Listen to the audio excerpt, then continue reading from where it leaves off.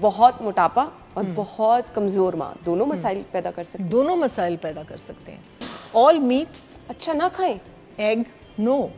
First 12 weeks तक initial जो उसका डेवलपमेंट है from the sperm to an egg मिलाप, फिर उसके बाद जितनी भी, क्योंकि उस स्टेज पे उसको न्यूट्रिशन नहीं चाहिए, उस स्टेज वो तो माइक्रोस्कोपिक लेवल पे है ना, तो उसको तो हार्मोन्स का बैलेंस चाहिए, मिनरल्स का और न्यूरोट्रांसमीटर्स का।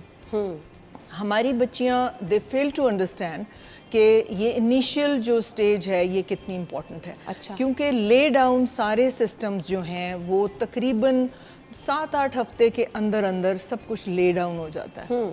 और ब्रेन कहाँ बनना है और चीज़ें कहाँ बननी हैं, यानी 12th वीक के एंड पे ये जो नर्व्स की ये ब्रेन और स्पाइनल कॉर्ड, वो इसके एंटीरियर न्यूरोपोर, पोस्टीरियर न्यूरोपोर, वो एक सारी जो स्पाइनल कॉर्ड की डेवलपमेंट है वो तकरीबन फाइनलाइज हो जाती है। तो इसलिए फर्स्ट ट्राइमेस्टर जो है बड़ा इंपॉर्टेंट है, first few days are very important.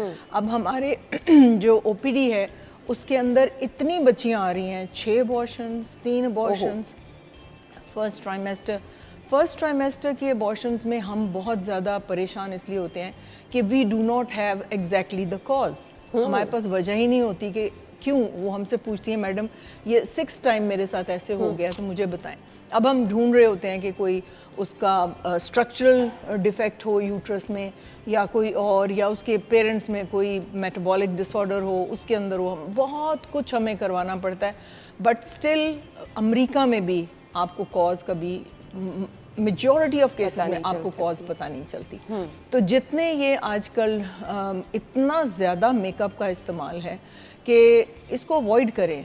जब आप प्रेगनेंसी प्लान कर रहे हैं उसके 1 साल पहले से अवॉइड करें। अच्छा। और उसके बाद फिर ड्यूरिंग फर्स्ट ट्राइमेस्टर तो बहुत ही ज़रूरी है कि आप हर चीज़ अवॉइड करें। तो यही मेरा पैगाम है इनके लिए। और ये जो फर्स्ट ट्राइमेस्टर में क्या एहतियात, और प्रोटीन्स नहीं खानी, हाई प्रोटीन डाइट जो है connection of baby to mother लगने नहीं देता। तो मैं पेशेंट को कहती हूँ कौन सी ग़िज़ाएं हैं? ऑल मीट्स अच्छा ना खाएं। Egg no. फर्स्ट 12 वीक्स तक ये एक अचंभा सी बात लगती है। मैं भी जब तक मैंने वो कॉन्फ्रेंस और वो ट्रेनिंग अटेंड नहीं की थी, आई वेंट टू इटली, और वहाँ पे मैंने स्पेशली वो दिया, पैसे दिए और उसकी मैंने रजिस्ट्रेशन कराई। मैंने कहा देखूँ ये क्या कह रहा है, ये कोई यूरोपियन साइंटिस्ट था, उसने ये अपनी पूरी रिसर्च बताई। हमारा 2 घंटे का सेशन था, और उसने कहा कि ये जो हाई प्रोटीन डाइट माएँ खाती हैं, अंडा और भरमार की होती है उस चीज़ की, it does not let the connection between mother and the foetus occur. अच्छा। तो मैं उस वक्त तक मैं भी कहती थी कि ये कैसे, वो तो न्यूट्रिशन है, उसकी तो कोई बात नहीं होती। हमारी दादियाँ नानियाँ कहती थी अंडा ना खाओ शुरू में, और ये ना खाओ, तो मैं कहती थी ये जहालत की बातें हैं, ये तो करना चाहिए। लेकिन when I attended that conference, तो उसमें मुझे पता चला कि ये फर्स्ट वीक्स ऑफ प्रेगनेंसी जो हैं इसमें हाई प्रोटीन डाइट को अवॉइड करें। बहुत मोटापा और बहुत कमज़ोर माँ दोनों मसाइल पैदा कर सकते हैं। दोनों मसाइल पैदा कर सकते हैं।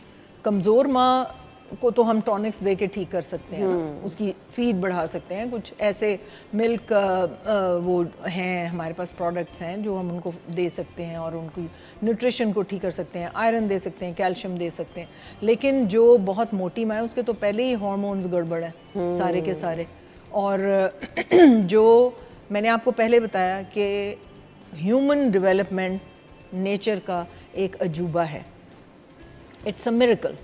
वो मिरेकल को हैपन होने में हार्मोन्स जो हैं उनका इतना इंट्रिकेट, इतना खूबसूरत, इतना बारीकी में बैलेंस चाहिए होता है कि मैं हैरान होती हूँ कि इंसान पैदा कैसे हो सकता है। इसको कौन कंट्रोल कर रहा है, इस ब्यूटीफुल इंट्रिकेसी को।